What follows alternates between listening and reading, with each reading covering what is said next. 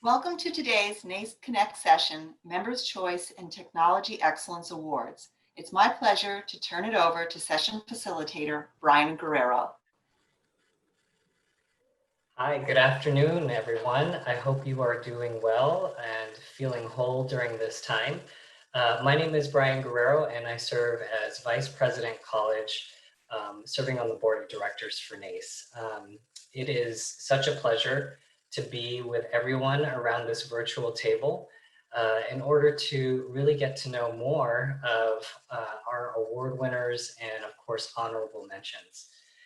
Today's program is really focused around our Members' Choice Award, as well as our Technology Excellence Award. Just to provide some context and in case it's helpful, I wanted to share with all of the attendees the full descriptions, which I just put into the chat box. So feel free to take advantage of that if you want to learn a little bit more about each and every one of the programs or initiatives you'll hear today.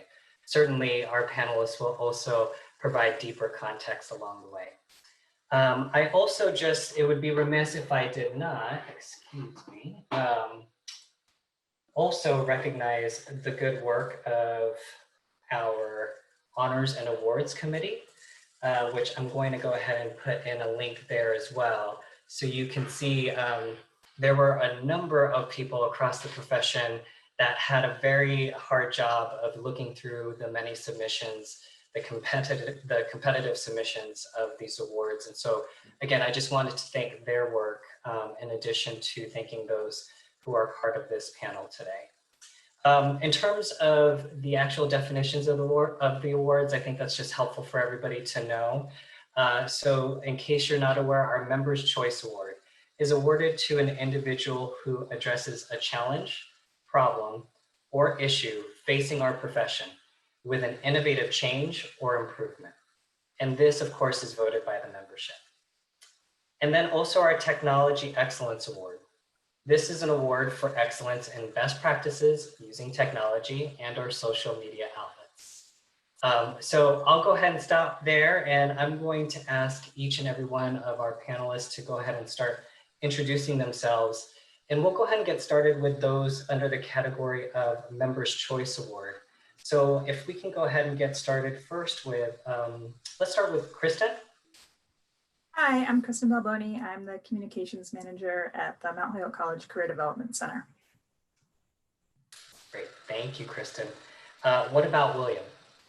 Hello, everyone. My name is Will Jones. I am the Senior Director for the Office of Career Exploration and Success, formerly University Career Services at Rutgers University in New Brunswick. Thanks, Will. All right, I hope I have everybody here. Lisa. Hi, yes, I'm Lisa Mann. I am the Director in the Career Center at UNC Asheville. Great. Thank you, Lisa. And then in this category, last but not least, Lauren. Hi, I'm Lauren Kross Polinksi, and I'm a Professional Development Manager and Alumni and Professional Engagement at Bloomsburg University of Pennsylvania. Thanks, Lauren. Now I'm going to shift over to introductions for our Technology Excellence Award. Why don't we go ahead and get started with Emily? Hi, I'm Emily Kennelly. I'm the Senior Assistant Director of Career Advising and Counseling at the Florida State University Career Center. Thanks, Emily. And then I'll turn it over to Jim. Hi, Jim Lowe here, University of Connecticut. Thanks to all the panelists for being with us and for all you participants viewing in today. Pleasure to be here. Great, thanks, Jim. And last but not least in this category is Cheryl. Hi, Cheryl Whitney Lowe from Middlebury College. I'm the Associate Director for Internships and Early Engagement at the Center for Careers and Internships. Great. All right, well, thanks again. And just for anyone who's joining us, what we did just do is send out a link to the actual awards program. Feel free to check that out. We'll also be doing, after this discussion, a Q&A. So as questions come up in your own mind, wanting to know a little bit more, feel free to engage in that way. Our panelists will be kind of looking at that chat box and being able to address things as needed again towards the end of the program. All right. right, so why don't we go ahead and get started? And this one, I'll go ahead and just say for anybody in the Member Choice Award category, if we can go ahead and get started with, tell us briefly about your program and what were you trying to achieve or solve for? I can jump in. So at Rutgers University, many of you are familiar with career clusters or career communities. We launched our program back in 2013, and we're so excited to see so many other schools now adopting this particular model. Two of the main challenges that we saw that we were trying to overcome with this model was, one, we wanted to move our career advisors from generalists to specialists so that they can really have an opportunity to dive a little deeper into a particular career area and then work with students in a better capacity. But the other thing is we wanted to ensure that all of our programs and all of our resources, we wanted to ensure that every student saw themselves in one of those resources. So what career communities are, we have a listing of 6 occupational career clusters or career communities, ranging from arts, communications, and entertainment, all the way through science, technology, engineering, and math. And then we have a 7th career community for students who are still exploring. So most of our programs, most of our resources and services are modeled around these particular career communities. And over the last few years, we've seen huge increases in survey data stating that our advisors are more professional and knowledgeable about areas that they work in. And then also just anecdotally hearing from students in some of the areas that are typically don't have a lot of programming associated with it, like our food, agriculture, environmental, and natural resources, just hearing them say things like, oh, I didn't realize you had field trips for me, or alumni student mentoring programs for me. So that's just in brief what career communities are and how we've implemented them at Rutgers. Thanks, William. Would anyone else in the Member's Choice category like to go next? Sure, I can jump in. So Sure. At Mount Holyoke College, we're very fortunate to engage a high percentage of students every year. But we are always looking for ways, as I'm sure all of you are, on how to engage those students who are not currently utilizing our services. So we developed the Career Carnival as a way to celebrate National Career Development Week and familiarize students with the Career Development Center, and also to educate them about resources that are available to them. This was a super, super fun event. We had 6 gaming stations that students could play, and they would win prizes at those gaming stations. And each gaming station also was connected to a career theme. So they were having fun and also learning about resources at the same time. Then at the end, after the students had gone through all 6 stations, they were able to enter for a grand prize drawing. And we had really great engagement at that event. And we had 70% of the people who showed up had not yet been to the Career Development Center that semester. So we were really thrilled with how it turned out. Sorry, I was thinking out loud when I said, wow, that's terrific. So I know we still have Lisa and or Lauren. Would either of you like to go next to talk about your program? I can go. Sure. Oh, you can go ahead, Lauren. Are you sure? Okay. So I submitted for the Career Intensive Bootcamp, which is 2.5 days of intense professional development for juniors, seniors, and recent graduates preparing for life beyond Bloomsburg University. And we really wanted to provide an experience not only to hone in on those professional skills, but also the personal skills that students need to be successful as a young professional, and really leverage the connections and the network that we have of alumni and employers. So each semester for 10 semesters now, we've engaged around 50 students and around 50 to 60 alumni and professionals in our Career Intensive Bootcamp program. And the program really is focused on helping students find that next step for them, not just about finding a job, but finding a path that is rich and meaningful for students and to build their confidence along the way. Thanks, Lauren. All right, now Lisa. Thank you. At UNC Asheville, we're a small public liberal arts university, And we had seen a steady decline in our career fair attendance for a while. And in talking with our student body, we found that the word career was a daunting word for our students. So career fairs were a scary place. What we decided to do was change our career fairs completely. Instead of having a career fair that's focused solely on full-time positions for seniors, we decided to make a career fair that's for every single student, no matter at what step they are, what step they find themselves. So first years can find part-time jobs. We also have internships, graduate school. Our students are very interested in making an impact and doing service learning. So we increased our gap year opportunities as well. And we threw graduate schools in. We're gonna bring them back out this year, but we threw graduate schools in as well, so that every student, no matter what they were looking for, would be able to find something at Next Best. The biggest surprise to us was we more than doubled attendance. And that was huge for both our employer partners, who have signed up since then on a regular basis and in droves even. We keep increasing employer attendance for every Next Best since. And our students are excited, and they know that we're trying to do something that appeals to every student, no matter what stage they're at in their career development.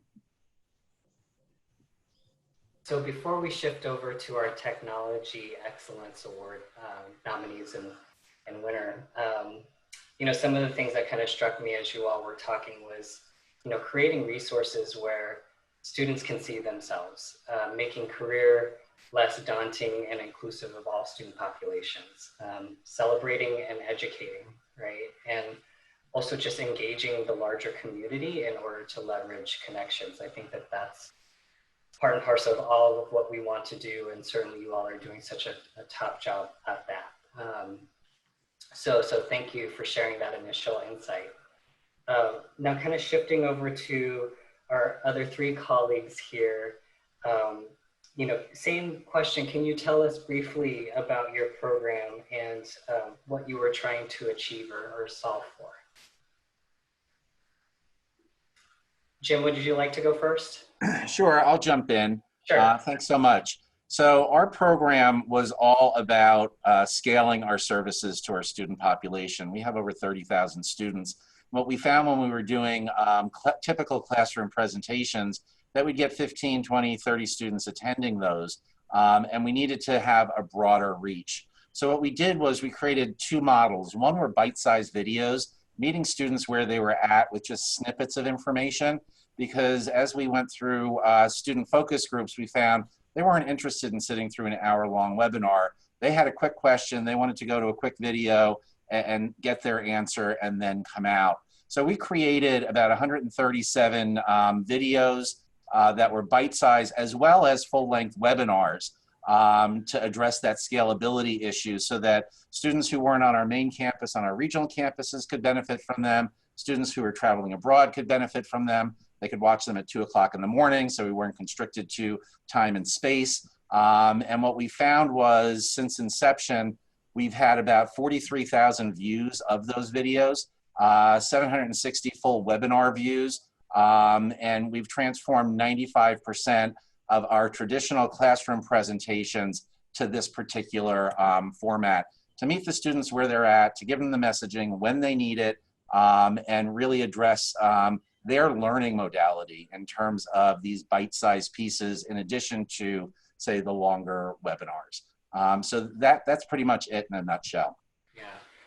That's great, because, you know, I know a lot of our members continuously try to think through scalability and try to meet students where they're at, 24/7 access. And so those vignettes, that's terrific. I hope that we get a link to that at some point so we can check it out. So would Emily and or Cheryl like to go next? Sure, I'll go. Sure. So at Middlebury, we collaborated with a cross-institutional group of staff and faculty to develop an online resource and reflection space called the Experiential Learning Lifecycle Hub. And our goal was to share and house all experiential learning training and support resources in a central location, increase our efficiency of training our students, create a community of learning, and deepen that student learning through meaningful reflection. So the outcome of those efforts was this resource and reflection hub, which is an interactive WordPress site. It helps us prepare students. It allows students to problem solve in the field because they can access the resources at any time.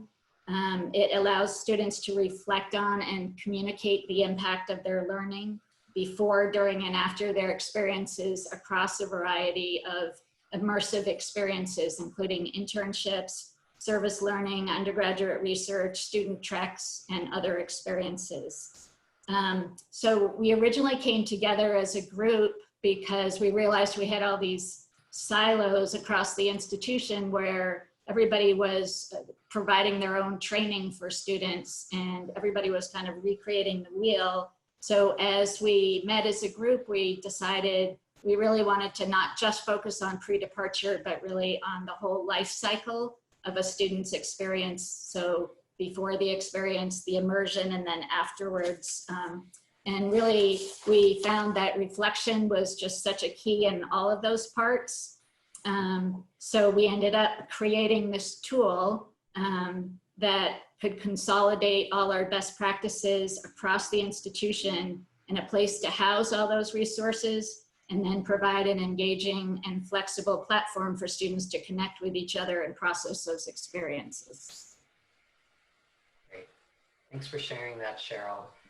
Emily, I know that we're glad you're here because you're in a stormy area right now, and I'm glad your connectivity is still with us. So, Yes, yeah, would you like to share? Of course. I think the storm has rolled by, so we're safe. Okay.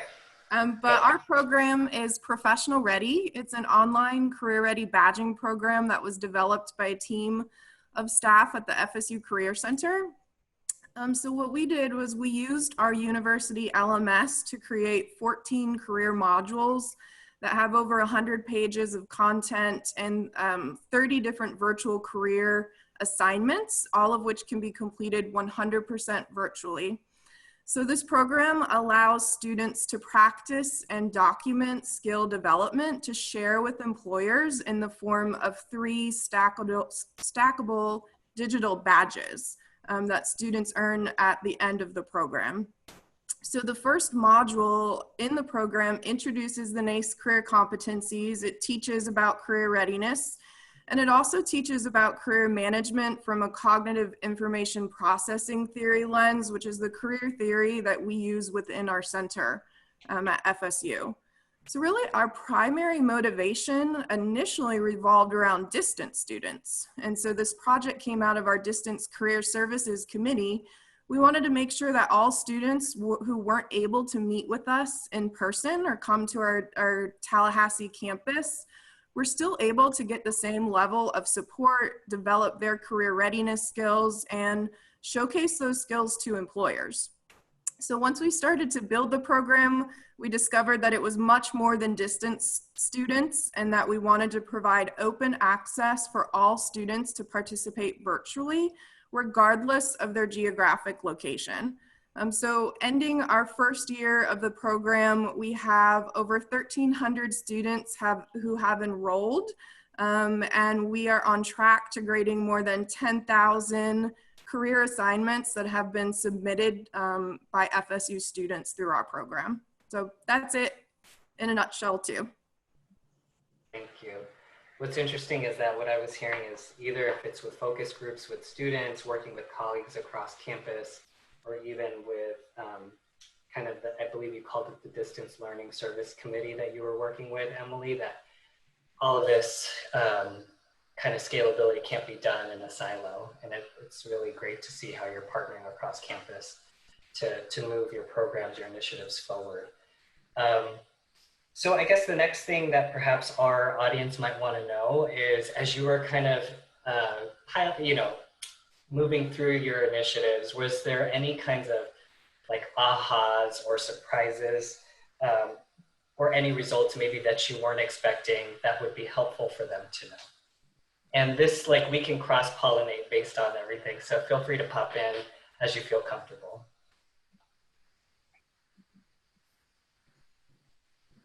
So I'll add something on that, Brian, because I think it's important as people try and replicate these things, some of the best practices and learnings along the way.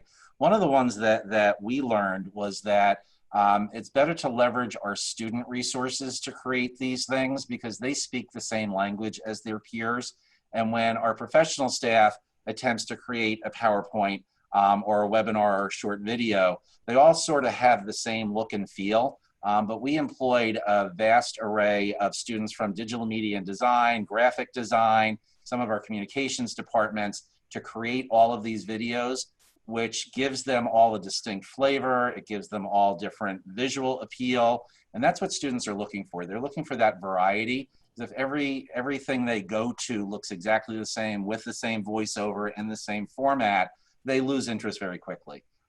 So initially we were doing it with our professional staff, but we quickly flipped to utilizing student staff, and they got a great learning experience out of it, and we got a much better product out of it. For sharing that, Jim. Others? So I can jump in. Oh, go ahead. Go ahead. I was just going to say, I echo Jim's statement about involving students, because in creating Next Best, we really needed that input from students to know what would make you come to a career fair, what would get you into the room, what gets you in the door. And that actually inspired us to do our honest marketing campaign, where we said career fairs are awkward, embrace it, come anyway. And then we also did a bring a friend, get a gift. Students do enjoy the swag. So we were able to incorporate that as part of our marketing for it from direct student feedback. So absolutely, involving students in the process is very critical.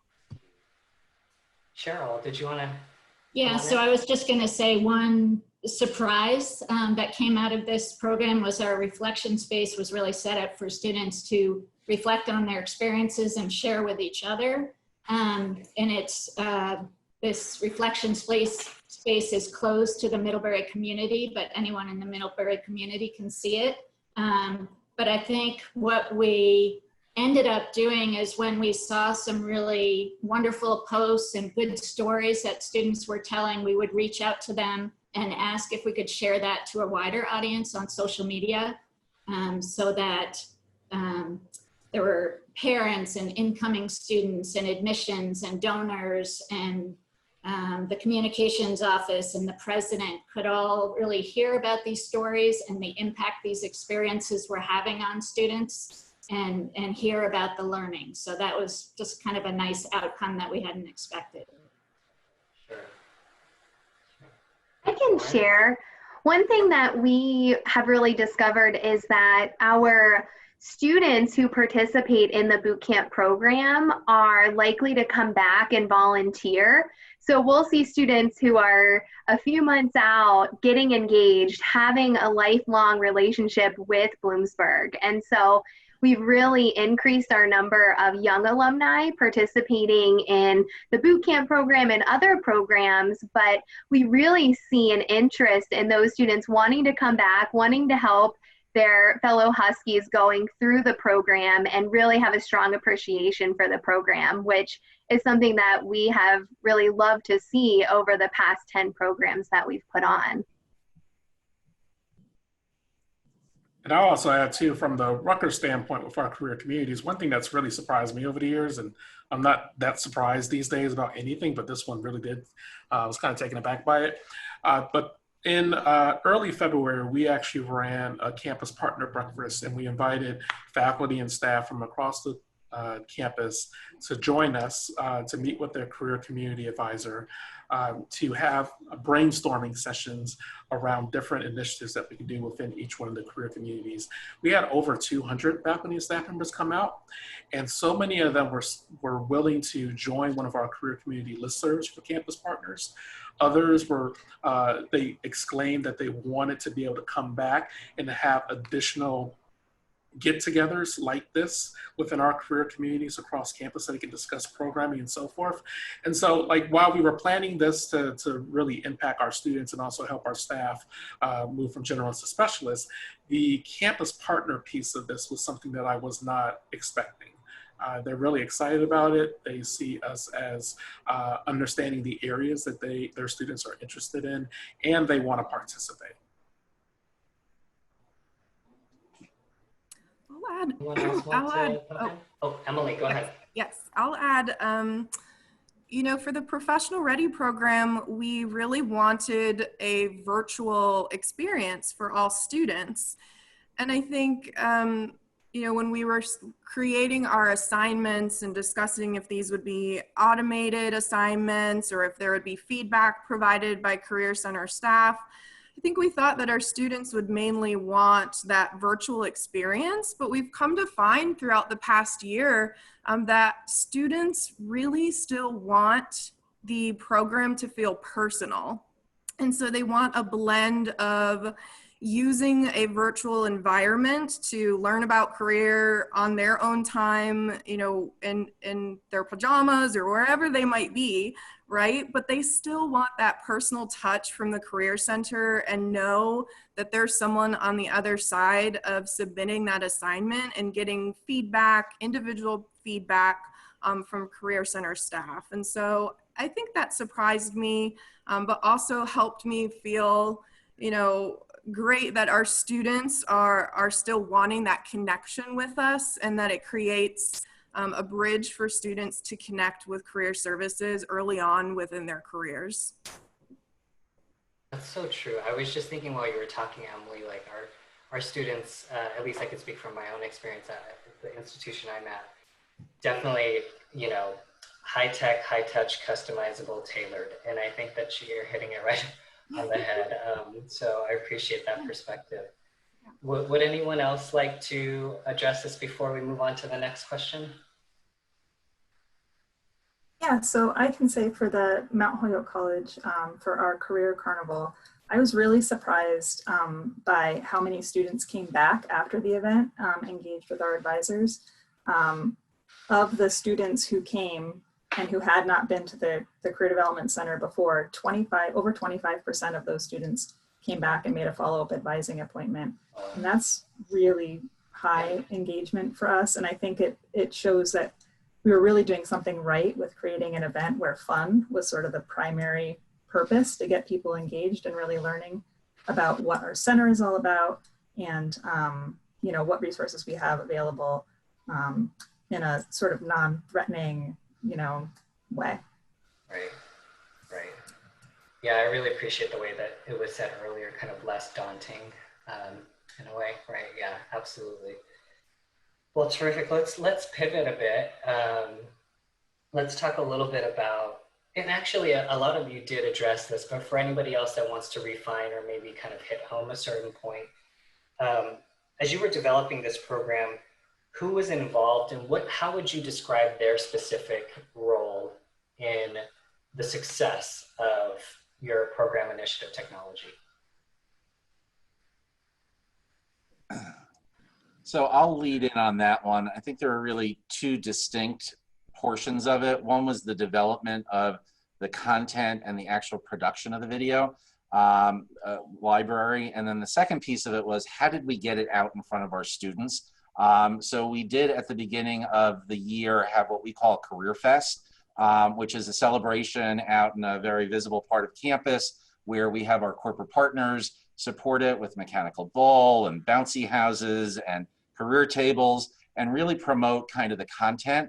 But what we have instituted here, and we're about 1.5 years into it, is this concept of career everywhere. So students aren't only learning about career from the Center for Career Development or from the career consultants and our professional staff.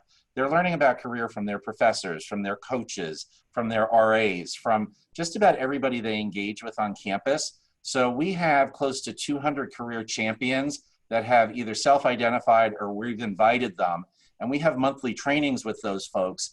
And some of the training initiatives are about this scalable, bite-sized video library that we have that they can push out to their student population. So I think we realized early on about scalability. It wasn't only about creating programs that could be scaled, but it was scaling through resources across campus and creating these partnerships throughout campus with both faculty and staff to really get the messaging out so that students were getting consistent messaging about career from the individuals that they respected, if you will. And I couldn't agree more. Students want a blend of sort of the traditional one-on-one in-person as well as the virtual. And I don't think you could go 100% to either side and still meet students where they were at.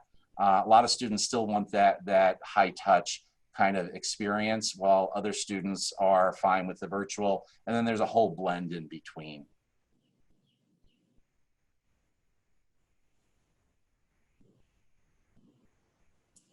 So I can go, so we had this cross-institutional group of faculty and staff that I mentioned, and we were really trying to look at Middlebury's mission statement and figure out how we could actualize that within our work.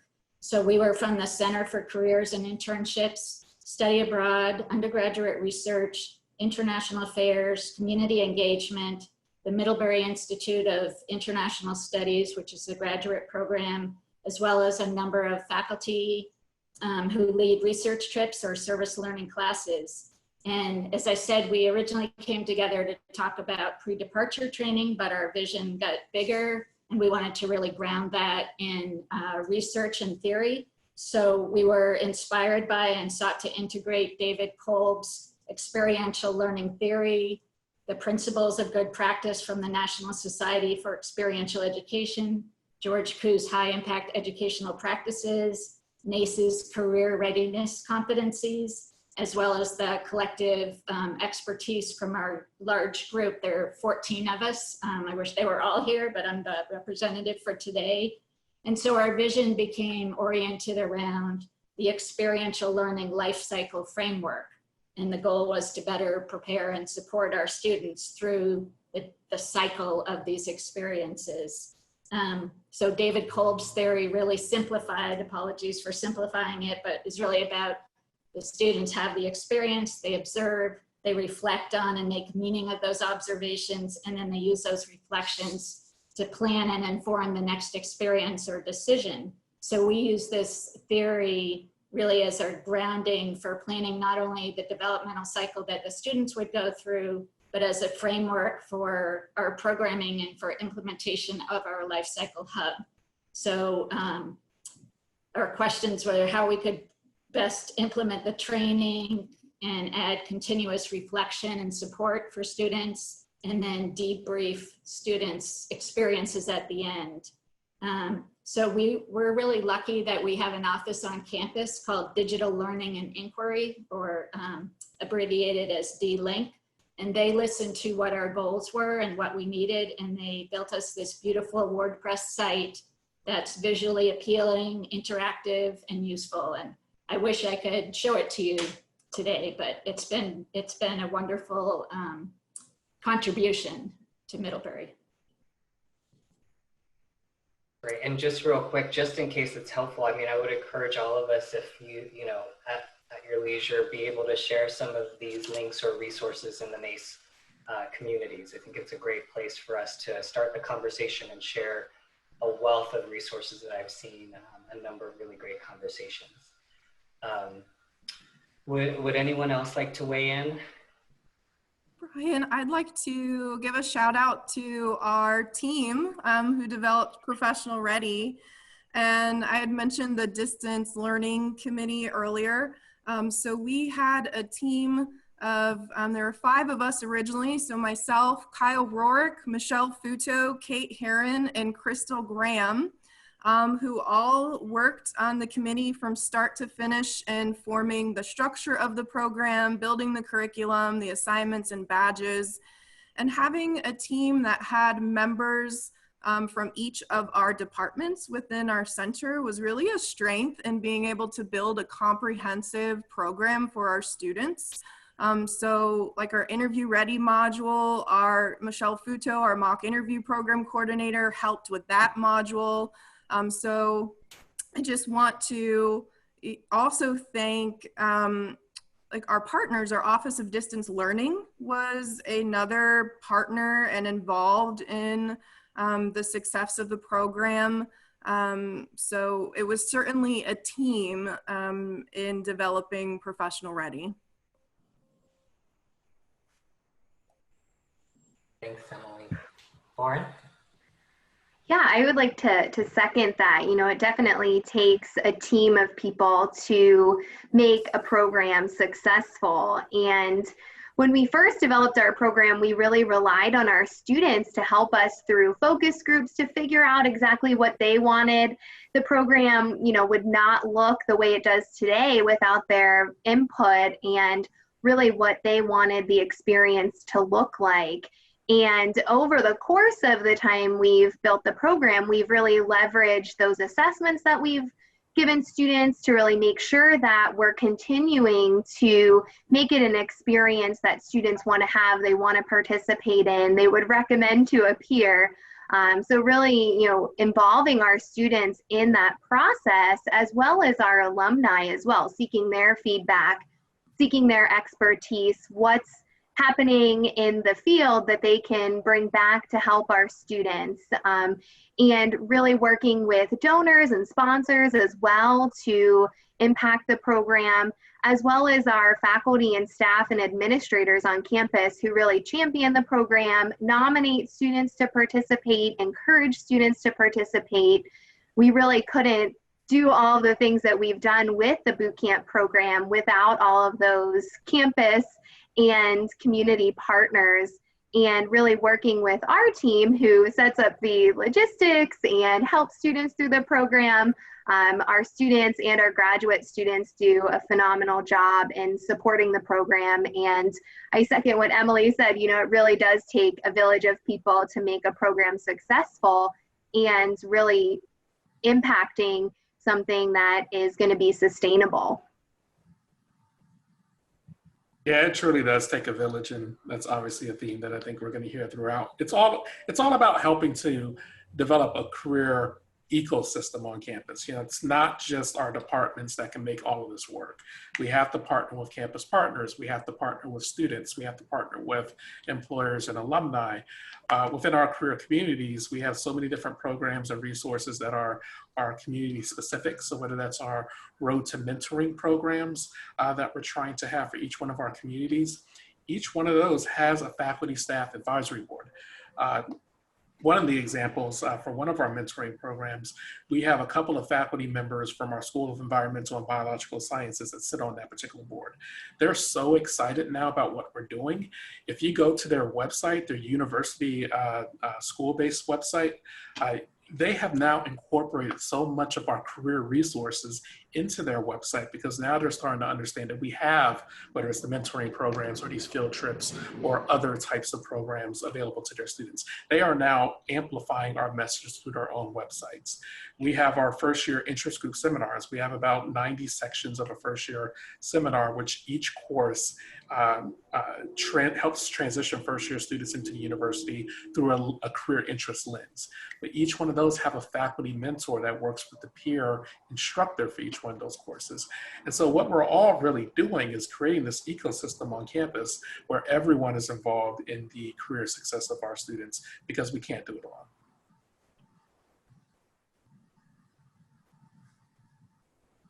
Perfect. And you know, earlier I picked up on something, William, that you were saying earlier about resources. I'm just curious, just given the environment that we're in right now, I know a number of us are kind of rethinking, trying to be creative around resources. So there may be some audience members here that are kind of thinking through the viability about whether or not they can do something as all of you have on their own campuses. So I'm just curious if anybody had any thoughts around that, any particular advice, et cetera. Well, I'll say with some of our career community programs, we've had to think differently, especially going into this fall semester where resources are going to be tight due to COVID-19 and enrollment numbers. So for example, we used to have, or in the past, we would have one of what we call a career exploration night. And so this is where 100 students will have an opportunity to meet with about 20 alumni within the career community to talk about how they got to where they're at. But that was also a very expensive endeavor.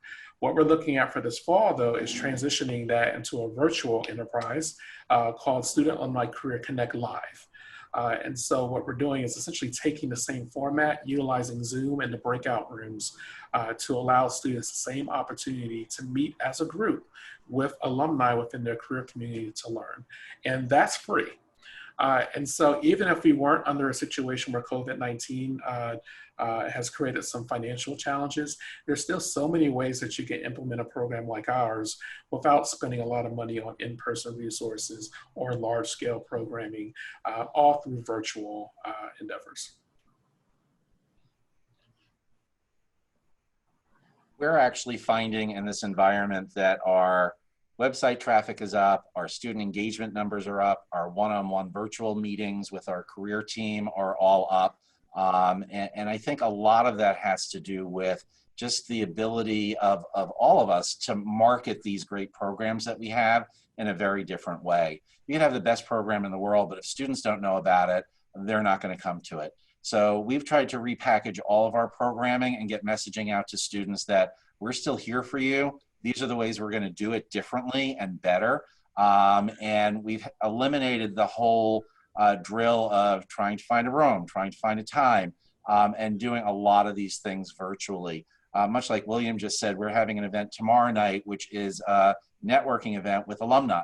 And the alumni are more than willing at this point in time to join into that because they can do it from home. They don't have to travel here to do that. And student registration is through the roof. So as we look at those different types of things, it's all about getting that messaging out to them and making sure they understand what the program is, what the value of the program is, and how easy it is for them to engage in those programs. And it can still have that high touch component, even though it's being delivered virtually. Thanks for that. I was just curious because, as we were talking about resources, it just kind of triggered a thought around, I know it's top of mind for at least for myself, I'm sure many of us in the audience as well. So just shifting a bit, from your perspective, there's probably, again, others around this virtual table that are saying, I want to be able to replicate this program. What do you think that they need to know up front? What would be the first step in terms of just moving things forward? And this one I would love to hear from everybody. So Lisa, would you like to go first? Sure.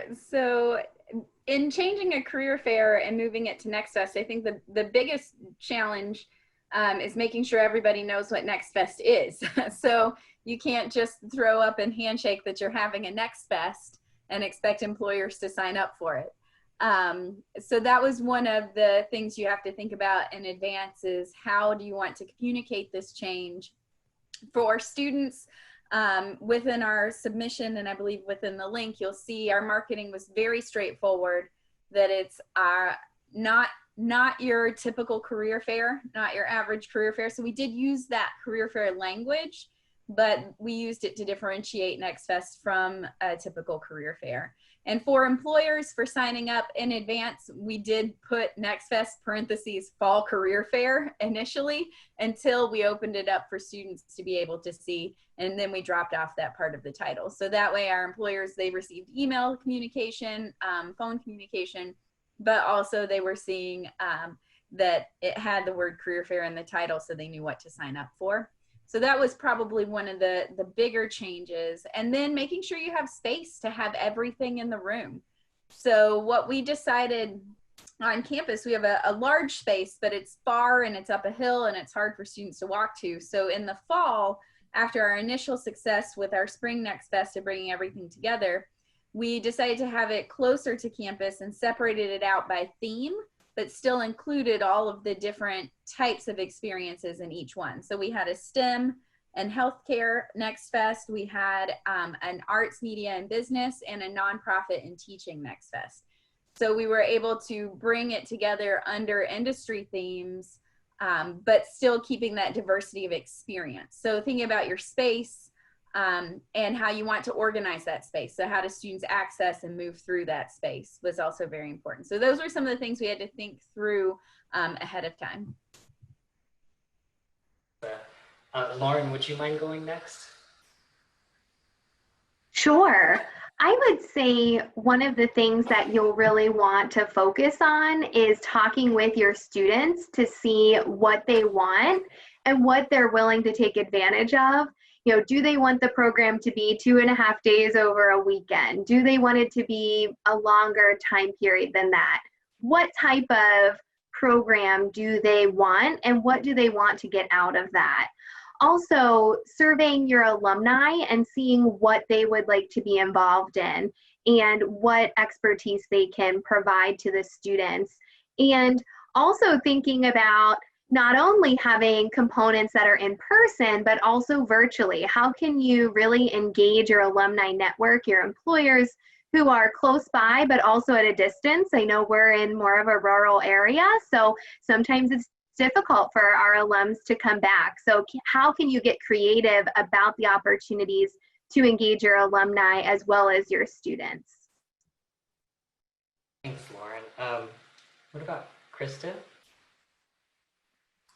Yeah, so for the Career Carnival, we spent a lot of time in advance thinking about all the different games that we could have and really brainstorming how those would work and what they would look like. I think it's important to take a lot of time to think about your space and your budget. We had a pretty small budget for this. It was $200.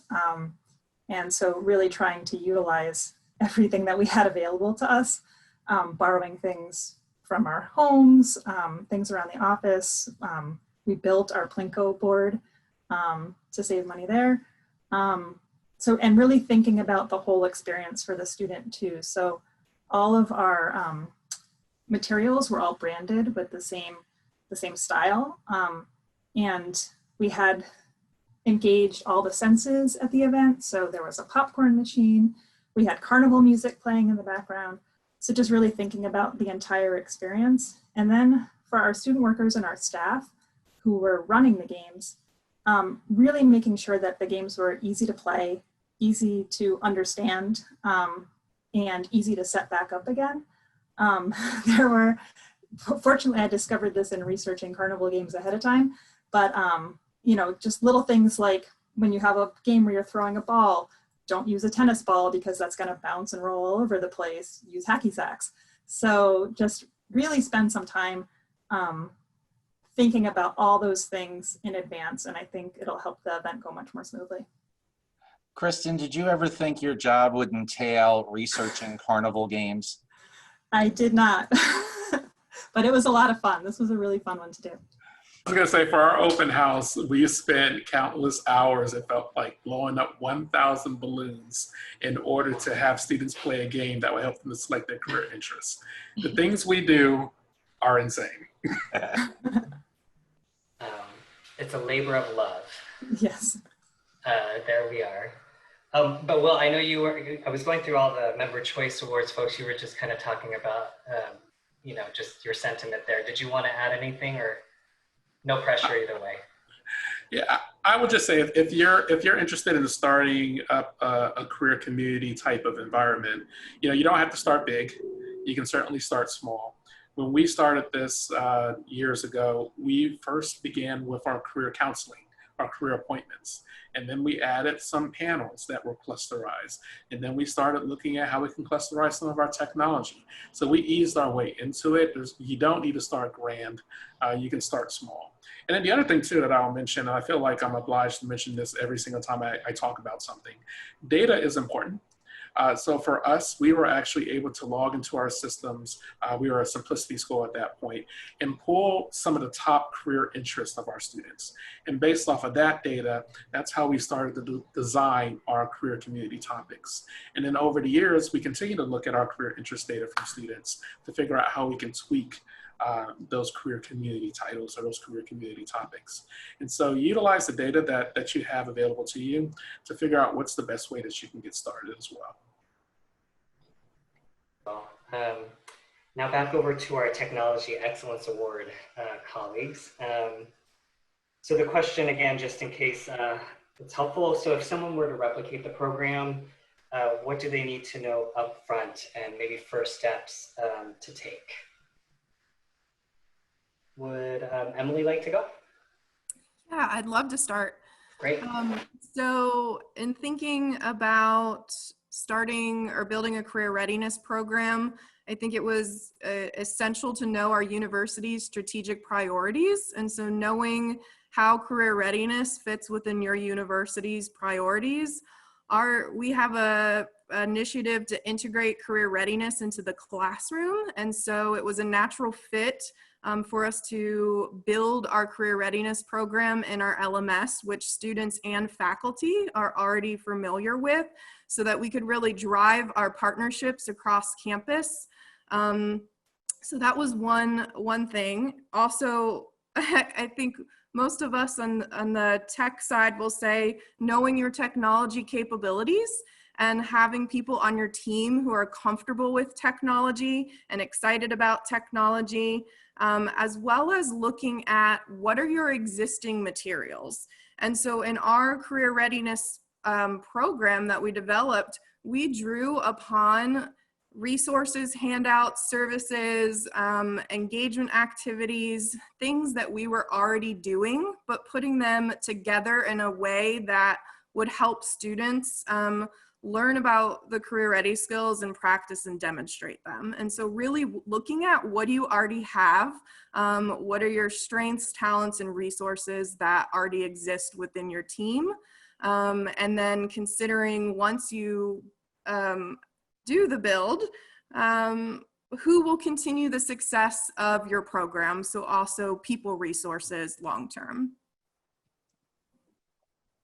Definitely. Jim, do you want to go next? Sure. I think one of the things that I continue to encourage to anybody who will listen to me is that it's not always about creating something new. In many cases, it's about taking what you already got and repositioning it, rebranding it, remarketing it, because a lot of the core concepts are the same year to year to year.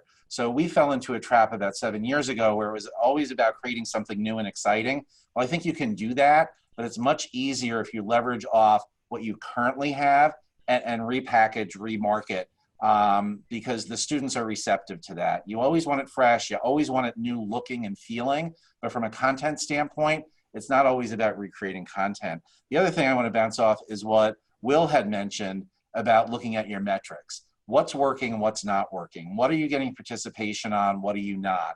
And if you're not getting participation, asking yourself the hard question, is it because it's not a good program, or it's because you didn't position it right and market it well? And there are two different paths to take based on what your answer to one of those two things is. So it's constantly being in touch with the university community, leveraging the strengths of your career champions across the university platform, and really taking in a lot of feedback from both those career champions as well as your students. But the one thing I would say is when we look to transition 95% of our in-person presentations to a virtual format, it seemed like a really daunting process, but we had all the content. All the content was there.